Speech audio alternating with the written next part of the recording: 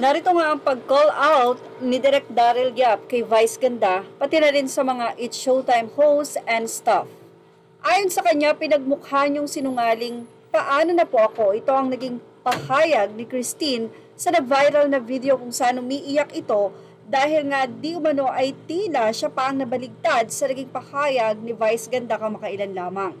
Say ni Direk Daryl, grabe naman itong It's Showtime. Sino yung kausap nung Christine? Stop ba ng Showtime yon?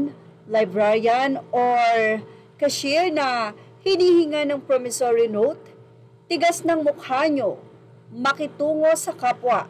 Guess nyo yan. Naimbitahan nyo yan. Magkano ba ang bayad nyo sa guest nyo para baliwalain at singhalan nyo ng ganyan? Siya ang may pakiramdam, katawan niya yan, emosyon niya yan.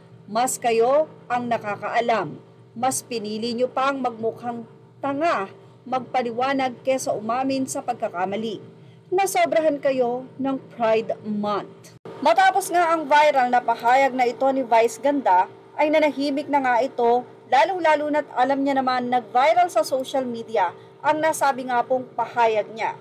Ilang mga netizen ang nagsasabi na kung tutuusin, ay wala naman daw masamang sinabi si Vice Ganda, especially kay Christine.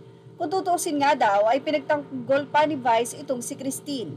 Pero ang tila nakakaawa nga dito ay si Axel na nung araw mismo na yon na siyang napahiya sa social media o national TV ay nagsorry mismo sa nagawa niya.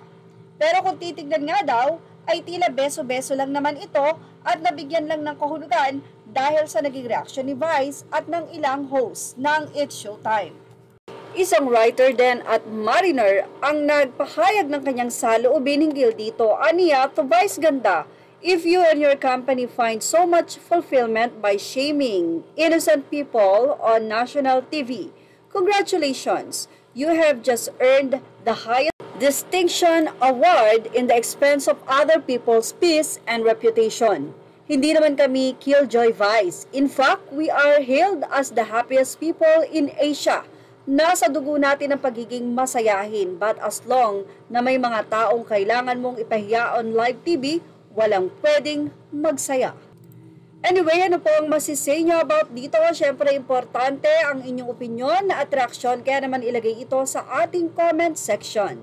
Images are all ready to the rightful owners and thank you for watching Showbiz Now.